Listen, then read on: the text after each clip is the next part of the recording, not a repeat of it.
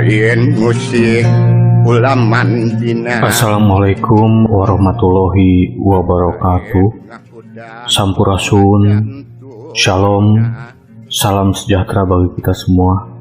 Om Swastiastu, Namo Buddhaya, salam kebajikan. Bagaimana kabar kalian semua guys? Semoga sehat-sehat ya. Tetap patuhi protokol kesehatan ya guys. Pakai masker, jauhi kerumunan, sering mencuci tangan dengan sabun di air yang mengalir. Balik lagi dengan saya, Sofi, kurator dari podcast Dosis Horor. Sebelum ke cerita, izinkan saya untuk berterima kasih kepada kalian semua, sobat Dosis Horor yang sudah follow, share, dan subscribe podcast Dosis Horor di Spotify, di YouTube, ataupun di platform lainnya. Dukungan kalian sangat berarti bagi kami. Untuk yang belum follow dan subscribe, ayo follow dan subscribe podcast Dosis Horor supaya kami tetap semangat menghadirkan kisah-kisah pengalaman misteri untuk kalian semua.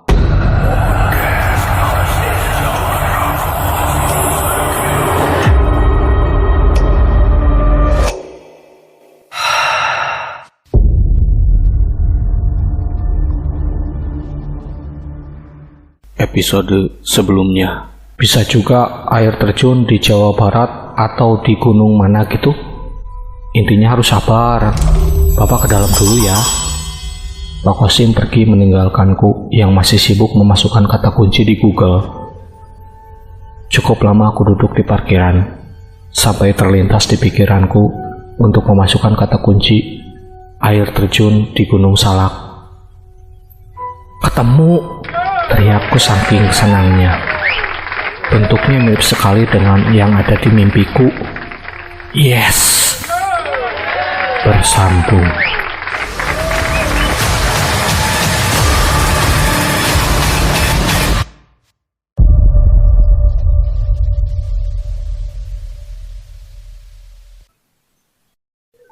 Aku berdiri, lalu sedikit berlari menuju kamar mayat, menghampiri Pak Kosim.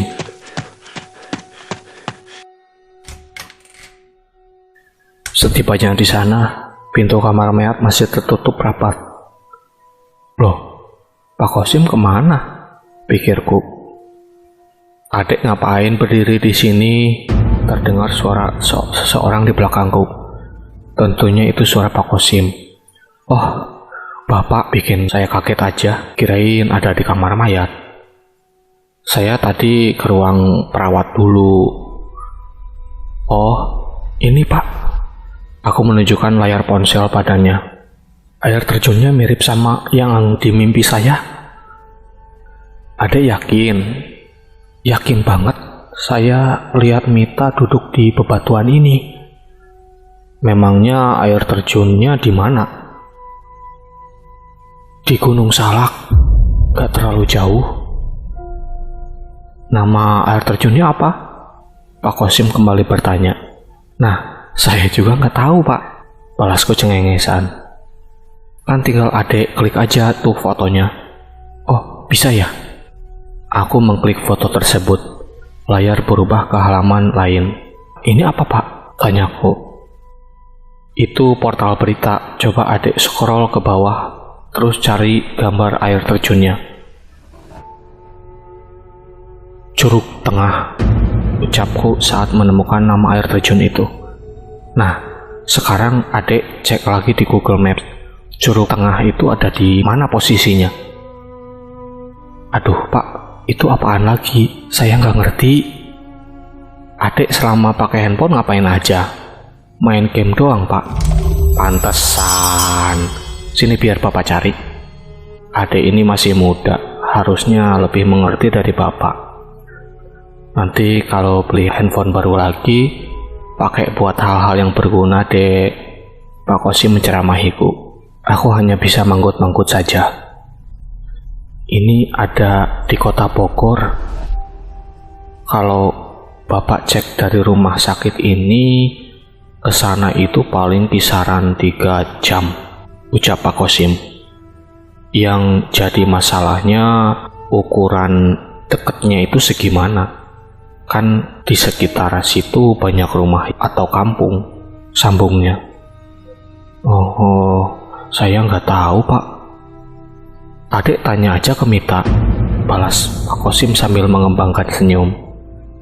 Ye, si bapak suka bercanda. Kenapa nggak bapak aja yang tanya ke dalam? Balasku sambil menunjuk pintu kamar mayat. Bapak udah nanya, tapi dia diem aja. Kalau sampai nyaut, malah serem Pak. Terus ini gimana ya? Tanyaku. Kalau lapor polisi gimana Pak? Imbuhku. Emang polisi percaya? Apalagi ini bukti cuma mimpi doang. Mimpi pun ucapan hantu. Oh, ya juga sih Pak. Jadi saya harus gimana ya? Soalnya lama-lama saya bisa jantungan terus kalau tiap bangun tidur dia ada di depan muka saya. Pak Kosim terdiam sejenak, seperti memikirkan sesuatu. Coba diviralkan aja di medsos. Saya nggak punya medsos Pak. Handphone aja nggak ada. Nanti coba Bapak bantu. Makasih Pak. Sama-sama Dek. Aku pun pamit pulang. Sesampainya di parkiran, bergegas ku menyalakan motor. Kemudian memacunya menuju kosan. Ada sebuah kekhawatiran yang terus mengantukiku, yaitu kehadiran Mita. Dalam hati berharap, kali ini dia tidak datang dan menggangguku. Toh aku dan Pak Kosim sedang berusaha untuk mencari alamat rumahnya. Setibanya di kosan, aku berbaring dengan lampu kamar menyala. Tak berani lagi tidur gelap-gelapan. Rasa lelah dengan cepat membawaku ke dalam mimpi. Aku berdiri di depan sebuah jembatan kayu, yang di bawahnya ada aliran sungai yang cukup deras. Di seberang, terlihat Mita sedang berdiri di dekat pohon bambu, menatap ke arahku. Tak lama dia membalikkan badan dan berjalan menjauh. Dengan gegas aku berjalan cepat, melewati jembatan dan mengikutinya dari belakang. Tak sedikit pun kulepas pandangan darinya. Dia terus berjalan hingga langkahnya terhenti di depan sebuah rumah. Lama sekali dia menatap rumah itu. Sebuah rumah panggung yang dikelilingi oleh pepohonan. Perlahan ku mendekat. Saya kangen ibu dan gugum, ucap Mita sambil menatap rumah itu. Tak lama dia berjalan mendekati rumah itu. Aku pun membututinya dari belakang. Siapa tahu ada petunjuk di dalam rumah itu. Namun, baru beberapa langkah memasuki halaman depan, tiba-tiba pandanganku menjadi buram. Tak lama, semua menjadi gelap. Saat membuka mata, aku sudah berada di kamar lagi. Diiringi suara alarm dari jam beker yang ada di samping kasur. Sudah pukul 2 sore.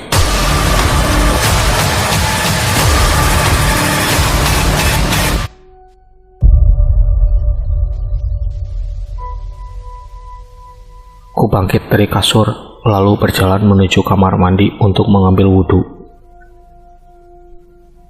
Setelah sholat zuhur, aku kembali berbaring di atas kasur sambil menatap langit-langit. Pikiranku terus memutar-mutar gambaran rumah panggung tadi. Apakah itu rumah Mita? Jangan sampai lupa, aku mensugesti diri. Soalnya setiap mimpi yang ada Mita bisa jadi merupakan petunjuk penting. Seperti air terjun kemarin. Cukup lama aku berbaring hingga memasuki waktu asar. Bergegas ku bangkit dan kembali mengambil wudhu. Seusai sholat asar, aku membeli makan di warung dekat rumah.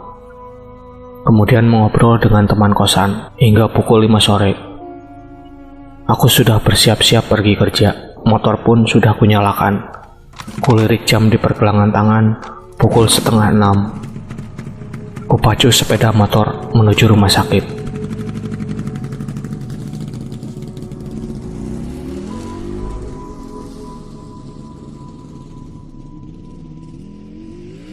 Setibanya di rumah sakit, hanya ada Mahmud aja yang berdiri di pos.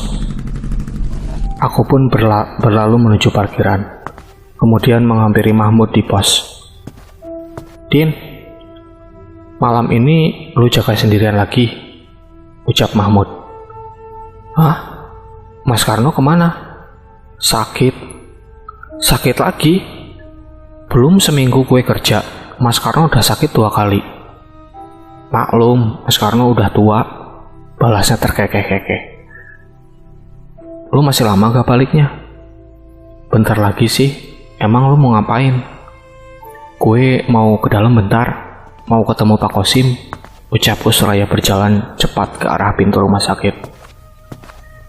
Din," teriak Mahmud dari pos. "Bentaran doang, Mud," sahutku, lalu masuk ke dalam rumah sakit. Samar-samar terdengar suara azan maghrib berkumandang. Kebetulan sekali aku bisa sekalian mengajak Pak Kosim sholat berjamaah. Semoga aja ada kabar baik dari Pak Kosim, ucapku dalam hati seraya berjalan menuju kamar mayat. Suasana sekitar kamar mayat masih sama, selalu sepi setiap maghrib semenjak kehadiran Mita. Aku melangkah menuju lorong panjang. Tiba di depan lorong, kulihat lampu di dekat kamar mayat dalam keadaan mati. Apa Pak Kosim sudah pulang? Bulu kuduku meremang, diikuti bau busuk, tanda kehadiran Mita. Dengan cepat aku membalikan badan. Ternyata Mita sudah ada di hadapanku, tersenyum sambil menunjukkan giginya yang hitam. "Mau apa kesini?" tanyanya sambil melebarkan kedua bola matanya. Kaget tentu saja, tiba-tiba Mita ada di belakangku. Wajah kami pun saling bertatapan. Dia menurunkan kepalanya, kemudian tertawa cekikikan sambil mendelik ke arahku. Seketika kaki ini terasa sangat lemas, bahkan untuk berpijak pun terasa sudah tak kuat. Bruk, aku terduduk di lantai. "Kenapa kamu belum juga memulangkan saya?"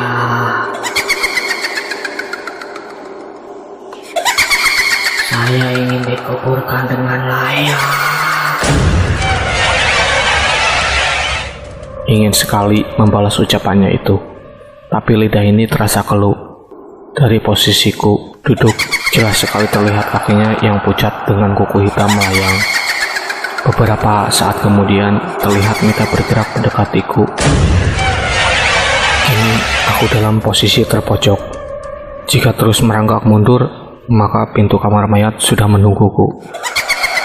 Dengan sedikit keberanian yang tersisa, aku merangkak ke depan, menembus tubuh Mita yang terasa dingin, lalu berdiri dan berlari menuju musola. Tiba di musola, aku langsung duduk di dekat tempat wudhu sambil mengatur nafas.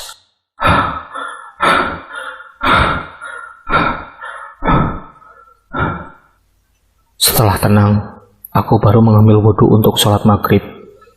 Usai sholat maghrib, aku kembali ke pos dengan langkah cepat, tanpa sedikit pun melihat ke kiri dan ke kanan. "Dari mana aja lu, Din?" tanya Mahmud saat melihatku. "Habis sholat maghrib tadi," balasku. "Kagak ketemu Pak Kosim ya?" "Kok lu tahu?" "Pak Kosim memang sudah pulang dari jam 5 tadi. Kenapa lu nggak ngomong, Mud?" Jujur aku kesal. "Tadi gue panggil, lu main nyelonong aja masuk. Emang kenapa sih? Kok mukanya kesal amat?" "Ya nggak apa-apa sih. Cuman kan serem juga pas gue ke kamar mayat sendirian. Mana sepi banget lagi, elakku. Padahal gara-gara dia aku jadi bertemu dengan Mita di sana. Emang belakangan ini pada nggak berani ke sekitar situ. Kata perawat ada hantu cewek yang gentayangan. Ih, hati-hati lu, Din. Apalagi lu jaga sendirian malam ini." Sepertinya Mahmud berusaha menakutiku. "Namanya Mita, ntar gue salamin kalau ketemu lagi," Barusan gue juga ketemu di depan kamar mayat, lagi ngelayang-layang timpalku. Lu bisa sampai tahu namanya gitu? Udah kenalan? Gue kan bagian malam, ya pasti sering banget ketemu dia. Ntar gue minta dia ikut lu sampai rumah. Ah, jangan gitu Din, aduh parah lu. Makanya lain kali cobain shift malam. Dulu sebelum ada lu, gue udah sering shift malam nemenin Mas Karno. Untung gak pernah lihat macem-macem. Beruntung banget sih lu. Iya dong. Siapa dulu? Mahmud, ucapnya percaya diri. Udah jam segini, gue balik dulu ya Din. Hati-hati jaga sendirian di pos. Ntar ada yang nemenin. Yang tadi itu siapa namanya? Mita. Balasku kesal. Nah itu, Mahmud tertawa puas sambil berjalan menuju parkiran. Tak lama motornya melewati pos. Astagfirullah, spontan aku membalikkan badan. Gue balik dulu ya Din, teriak Mahmud. Iya, sahutku tanpa melihat motornya pergi. Ternyata Mahmud tidak pulang sendirian. Ada Mita yang sedang duduk di jok belakang sambil menyandarkan kepala di pundaknya. Semoga malam ini dia betah di rumah Mahmud sehingga tak menggangguku. Malam semakin larut, terdengar suara sirine ambulan dari jalan utama. Tak lama ambulan itu muncul dan masuk ke dalam area rumah sakit. Aku berjalan mendekati ambulan dan berhenti di depan IGD. Terlihat seseorang bersimbah darah dibawa masuk ke dalam IGD. Kayaknya korban kecelakaan, pikirku lalu kembali ke pos. Di dalam pos aku sudah dikejutkan dengan kehadiran Mas Karno yang sedang duduk sambil menatap televisi. Mas, kapan datang? Sapaku. Perasaan gak lihat motornya lewat. Mas, wah, saya dicuekin. Gerutuku seraya menghampirinya. Aku berdiri di sampingnya, lalu melambai-lambaikan tangan di depan wajahnya. Dia bergeming, bahkan mengedipkan mata pun tidak. Matanya terus menatap televisi dengan tatapan kosong. Aku mulai curiga. Kuperhatikan wajahnya baik-baik. Pucat, bahkan bibirnya berwarna putih. Mas sakit? Tanyaku, namun tak ada jawaban darinya. Jangan-jangan ini bukan Mas Karno, pikirku seraya melangkah mundur.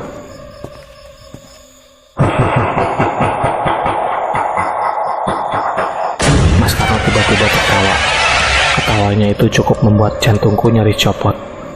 Ada apa Mas? Tanyaku sambil melihat televisi. Perasaan tidak ada yang lucu.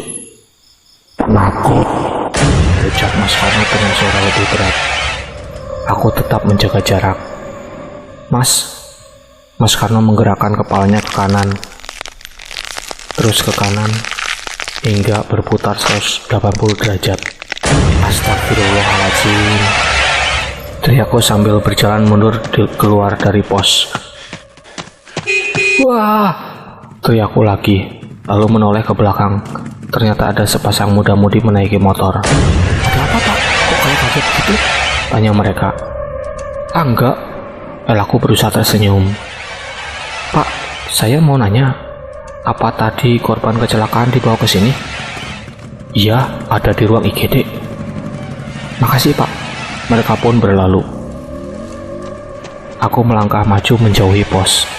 Belum berani menoleh ke belakang. Takut kalau sosok yang menyerupai Mas Karno itu ada di belakang. Setelah dirasa jaraknya sudah aman, aku baru berani menengok ke belakang. Sosok itu sudah pergi.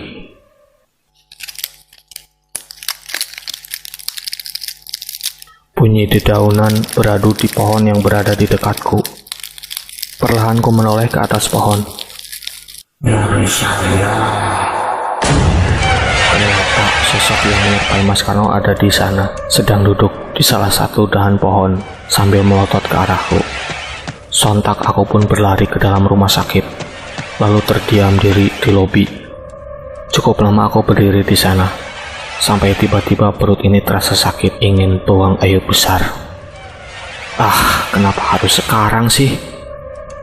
Bersambung